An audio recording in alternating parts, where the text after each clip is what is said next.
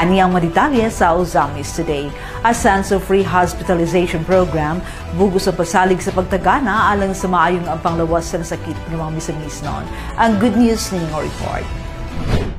I want all misamisnos to know nga ang atong sense-free hospitalization program di lang limitado sa local hospitals. Sa pagkakaroon, nakikpartner na kita sa mga specialty hospitals sa Manila, Heart Center, Kidney Center, Lung Center ug uban pa. Pati plane tickets, food and accommodation, kami na ni Governor Henry musagot ana. If ever you need assistance, bisita lang mo sa atong opisina sa Ozamis aron mapaschedule nato ang biyahe ug ang admission sa ospital.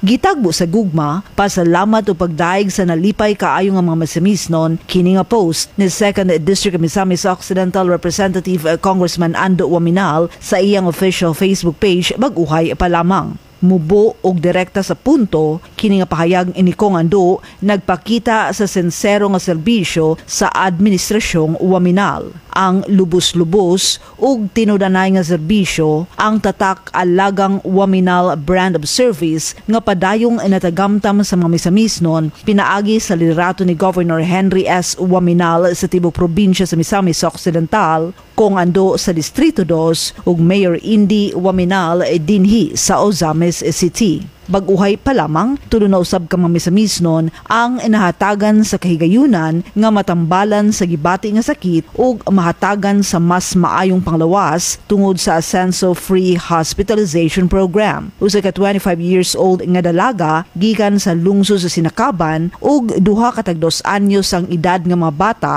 gikan sa Ozamis ug Clarin nga napaoperahan sa kasing-kasing dito sa Philippine Heart Center, pinaagi ni Kong Ando ug Governor Henry pinaagi sa pag-facilitate sa mga mayor sa ilang matag lokalidad. Si Mayor Indy sa Ozamis, Mayor Jojo Roa sa Clarin ug Mayor Delio Luod sa Sinakaban. Uban usab sa tabang sa mga opisyal sa ilang matag barangay.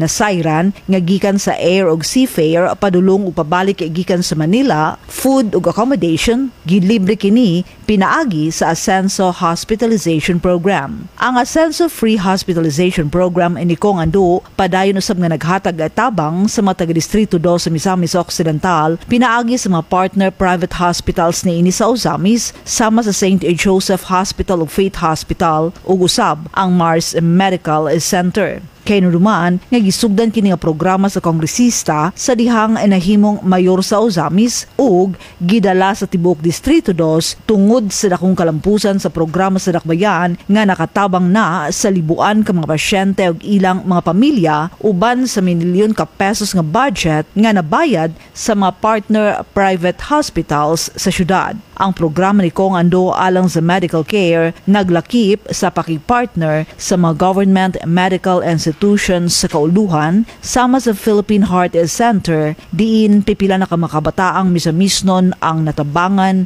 ug napaoperahan nga libre pinaagi sa partnership ni Kong Ando uban sa suporta ni Gov Henry ug mga mayores sa matag lungsod ug syudad sa distrito.